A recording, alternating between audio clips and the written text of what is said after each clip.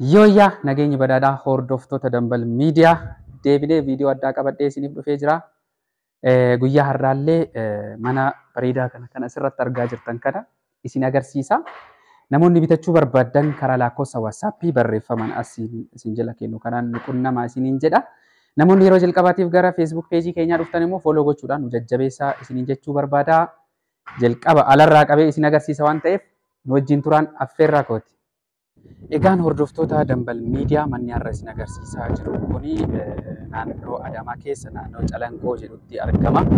Gara keessaa seenee waliin haalaallu turtiin wajjin taasisaa isiniin jedha. Manni har'a isinitti agarsiisu kun gara alaatiin yoo ilaaltanii jettanii mana hanga har'atti ilaalaa ture keessaa mana baay'ee ajaa'ibaa fi bareedaa kan ta'e. Manni kun kaaree 180 irratti ijaarame. Walumaa galatti ruumii 7 of keessaa qaba. Kutaa ciisichaa 2 fi kutaa saaloonii 2 of keessaa qaba. Isaan alatti immoo ruumiiwwan biraallee ni jiru. Andargiraawundii jalatti illee kichinii of danda'ee fi kutaa ciisichaa fi saaloonii tokko qaba. Ammaaf namni keessa waan jiruuf isin agarsiisuu hin dandeenye. Baaziruumii illee 2 qaba. Karaa alaatiin tokko, karaa keessaallee ni qaba. Wajjumaan haa daawwannu isiniin jedha. Egaan namoonni yeroo jalqabaatiif gara Facebook peejii keenyaa dhuftan follow gochuudhaan maatii ta'a isiniin jenna. Manni kun manni baay'ee bareedaadha.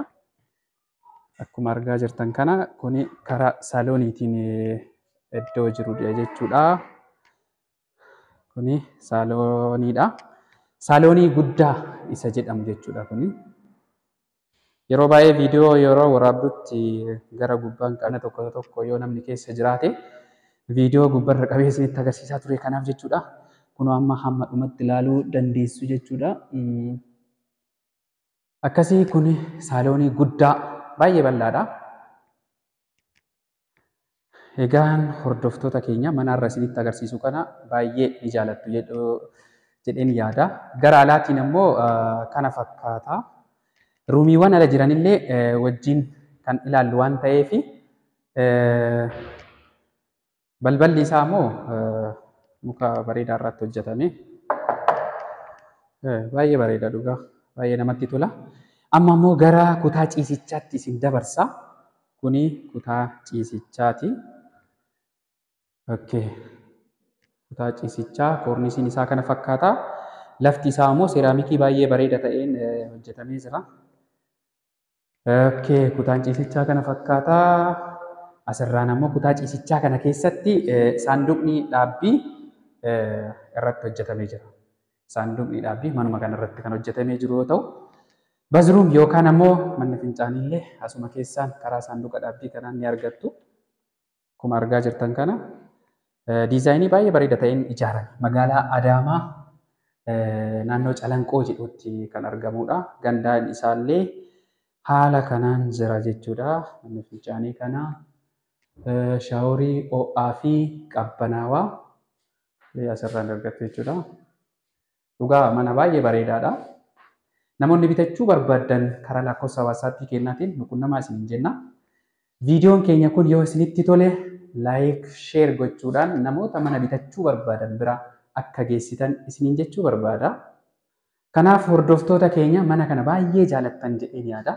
Yeroo ammaa gatiin manaa haala yerootiin ol qabatee gatiin isaa ol ka'a. Garuu namoonni bitachuu dandeessan hedduun keessan waan jirtaniif nu quunnamuu dandeettu isiniin jedha.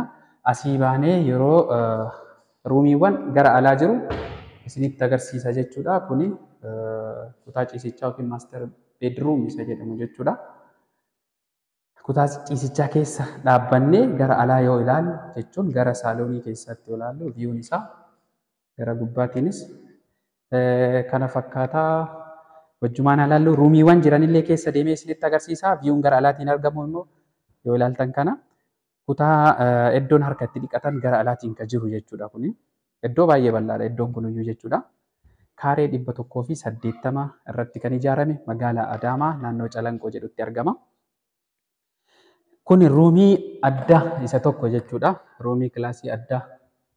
Kilaasii kan ijoollee ta'uu danda'a, kan keessummaa ta'uu danda'a. Ruumii bareedduu kanatu jira.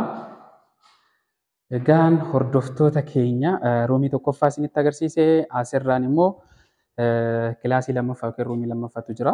Kunillee kilaasii baay'ee bal'aadha. Baay'ee bareeda. Manni kun guutumaan guutuutti ijaaramee kan xumuramedha jechuudha. Asirraan illee yoo dhufnee jennu ammoo ruumii sadaffaatu jira. Kilaasii sadaffaa jechuudha. Akkasii kabajamtoota hordoftoota keenyaa namoonni yeroo jalqabaatiif gara Facebook peejii keenyaa dhuftan immoo follow gochuudhaan jajjabeessaa isiniin jenna. Kun ammoo kichiniidha.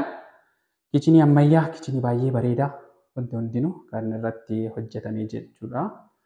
Kichiniin kana fakkaataa kichiniidha. Mana kana akka jaalattan abdii kooti. Gatiin mana kanaa immoo miiliyoona 15 ni jedhama. Garuu waliigalteen ni jira. Namoonni bitachuu barbaadan karaa lakkoofsa waatsaappii kanaan nu quunnamtanii waliigalteen ni jira jechuudha. Gatiin asirratti kaa'amu kun fiiksidiidha miti. Haala manichaallee isinuyyuu beekuu dandeessu jedhee waan yaaduuf namoonni bitachuu barbaadan qofti nu quunnamaa isiniin jenna. Kichinii keessa dhaabannee gara alaa yoo ilaallu ammoo manni kun viyuun isaa guddaa akkuma argaa jirtan kana jechuudha. Gara alaa viyuun isaa haala kanaan jira. Mana baay'ee bareedaadha. Isinitti mul'ataa jira jedhee yaada. Viidiyoon keenya ediitii tokkos hin qabu. Haaluma manni jiru karaa jiruun kan isinitti agarsiifnedha. Kuni akka gubbarra bakkee nama jiru kuni akka G+1 itti ijaarame. Underground irratti kutaa ciisichaa tokkoo fi saloonii fi kichinii mataa isaa qaba jechuudha. Gubbaa kanarratti immoo kutaa ciisichaa tokkoo, saloonii fi kutaalee 3 of keessaa qaba jechuudha. Kichinii wajjin dabalatee arfaffaadha jechuudha. Kanaaf manni har'a isin agarsiise kun kana fakkaata. Baay'ee jaalattu jedhee abdiin qaba. Kanaaf asumarratti dhaabuun barbaada. Viyuun gara alaatiin illee jiru wanti mana kana keessa jiru hundumaayyuu isinitti agarsiisee jira. Horaa bulaa, deebanaa, fayyaa taasiniin jedha.